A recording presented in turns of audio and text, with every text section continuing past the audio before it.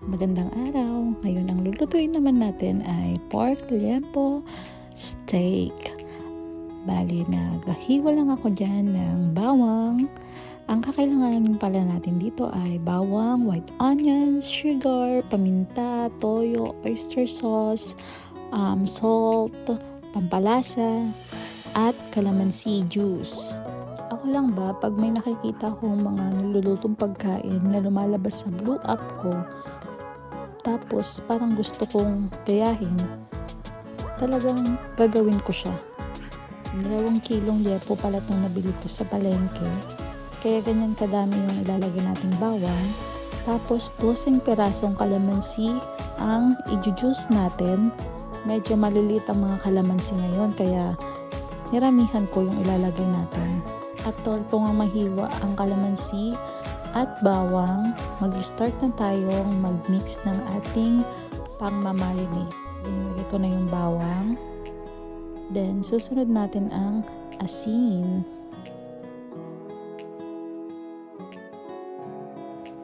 Sugar. Paminta.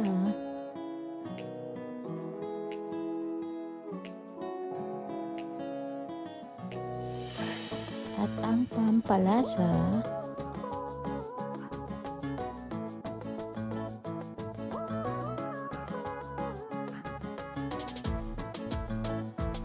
Lalagay na rin natin yung toyo. Oyster sauce.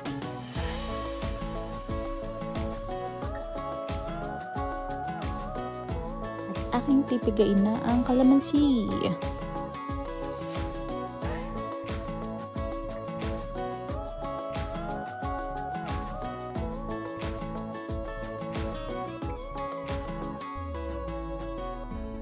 Mekos-mekos lang natin ang ating marinade at ito na ang magiging itsura niya.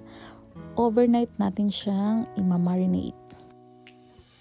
Yan, kinaumagahan nga, iluluto na natin ang ating pork liempo steak. Magsusutay lang tayo ng onions. Bali, yung pagluto pala ng onions ay half cook lang dahil isi-set aside natin to mamaya. Ganyang luto lang. Tapos, isi-set aside na natin.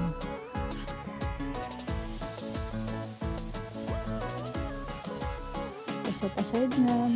Magigisa na ako ng bawang. Hindi pala natin lulutuin ito ng may pagka-brown dahil isusutay natin ang ating pork liempo na minarinate.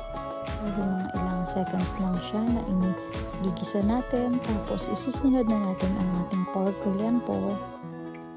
Parang ang magiging style niya ay iba-barbecue muna natin siya gamit ang pan.